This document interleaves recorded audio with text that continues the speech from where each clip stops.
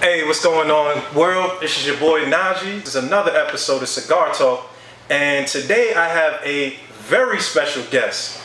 Now, you might know this guy's work. You might have seen his Instagram, one of the flyest guys coming out the city.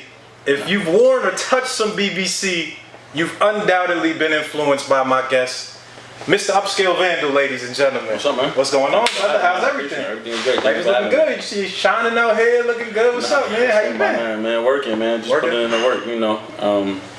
Just honored to be here. I appreciate you having me. Absolutely, we go back man. a little bit. We have some history, so, you know. So one of the interesting things that you brought up was social media.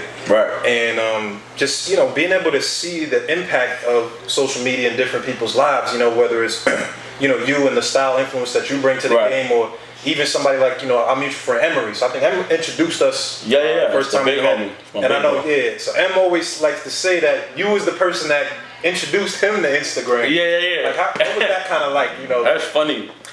What's funny about that is that, like, if you know Emory, you know, like, he can go so crazy. Yeah. Right? Like, if Emory wanted to, he could shut all of Instagram down. Right. Think about it. Him and Lenny, Tata, Juan, all those guys are the only direct correlation to Hov. Facts. Hov doesn't do social. Yeah. He does Twitter like once a year, 2 years, whatever. Right. So imagine having all of that sauce. Yeah. But that inner sanctum is so, you know, they're so close to him that they know that that's not what he wants and that's not how they live. Yeah. Like even Lenny posts, you know, curated shots. Right. Because he's a great photographer. Yeah. But he could post a lot more. Absolutely. Like I've seen some crazy pictures from Lenny and I'm like, put that up. And he's like, nah, I can't. Yeah. And I understand. And Emory is that times 10 because, you know, Emory and Jay is so much more intimate and they like, you know, have so many more interactions in different spaces, you know, with their children, this and that. And what the world would want to see from that. So, you know, going back to how we think, when I first started working at Rock, you know, I worked at Rock. I started there as a sales rep for Billionaire Boys Club, which was being managed by Rock Apparel. Right.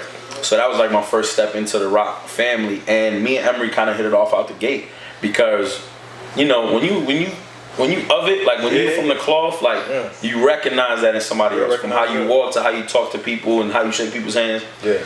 So me and him kind of connected, and one day we had lunch, and that lunch changed everything because after that it was like every day we was together and brainstorming, and I would be like, look, man, this should do this, and he would be like, yo, you should do this, like teaching me the rules of like the older system, the way the older system works and how they view us, and I was teaching them how the young agile shit happens on socials and in the street with the fashions and all that shit.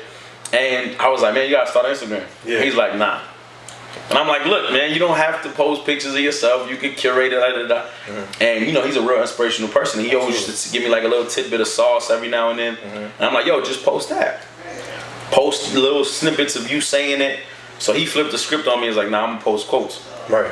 And he started his Instagram, and, you know, there we are. Okay.